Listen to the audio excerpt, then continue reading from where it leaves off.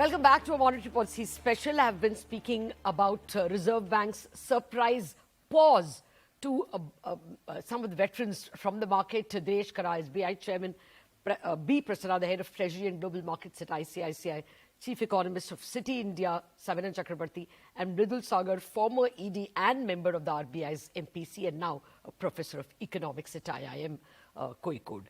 Gentlemen, thank you for your patience. Prasanna, I wanted to ask you, what kind of range you are looking at? Okay, what kind of range you are looking at for the bond market, and what are you looking? Do you expect any liquidity easing measures later on in the year? Because there is a massive borrowing after all, and liquidity is already just about evenly balanced. So Lata, today I think there's been a kind of a knee-jerk reaction with the short-end bonds falling by around 12 to 15 basis points, and the 10-year yields also falling by 5 to 7 basis points.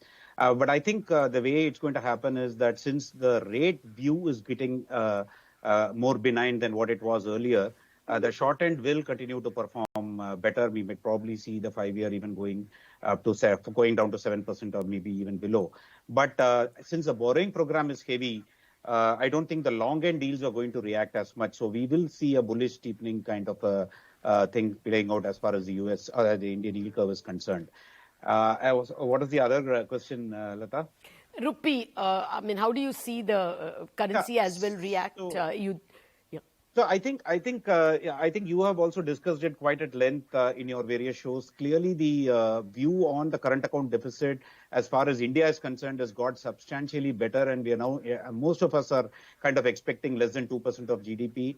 The CAD would be around maybe $50 to $60 billion next year, and I think it can be pretty easily financed. On top of it, you have also a dollar-X view, which is kind of getting a little negative, or I would say weak dollar view, because of the possibility of higher hikes happening in Japan, Euro, as well as the fact that with the dollar peak in sight, there are a lot of flows which are possibly coming out of the US into emerging markets and commodity currencies, including India.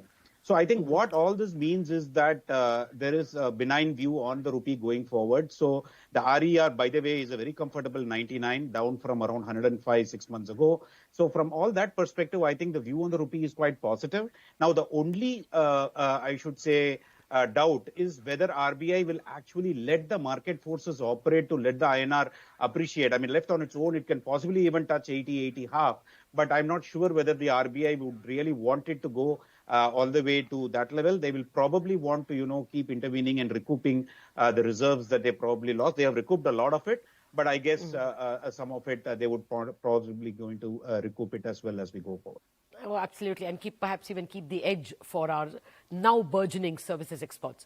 Mr. Khara, I wanted to ask you, what does this do to bank margins? I mean, you all are a big 40% of the Nifty. I mean, finance companies, banks. Margins now crunched. Competition from the bond market is there. You can't raise rates anyway for the EBLR, the repo-linked loans.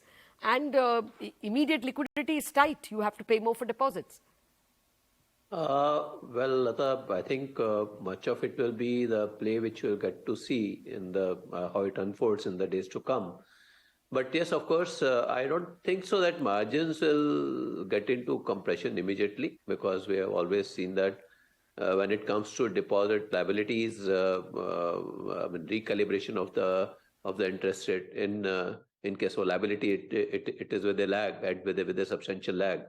And so I think we don't expect that to really happen. And as far as the loan book is concerned, part of it is also the function of the kind of demand which will be seen for various loans. So I think that's how our ability to charge the prices or the interest rate will depend upon how do we really play out in the market for the loan demand.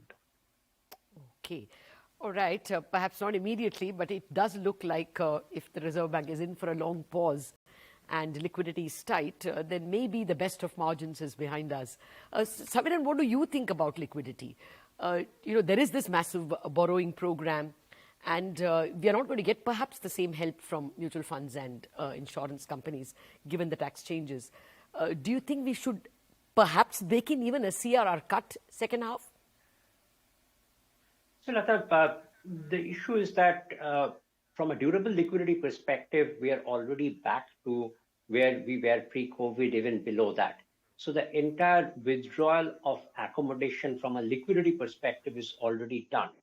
But the fact that RBI has not changed that withdrawal of accommodation phase means that any liquidity infusion in the near term would be difficult, particularly durable liquidity. RBI can keep on doing the fine-tuning operations in the form of variable repo auctions, but either CRR or OMO, while the stance is withdrawal of accommodation, will be in contrast with the stance. And that's why my sense is that why we were looking for a change in stance was one of the reasons was that a change in stance would have given RBI the operational flexibility to address any demand supply imbalance issue in the bond market through OMO in the near term.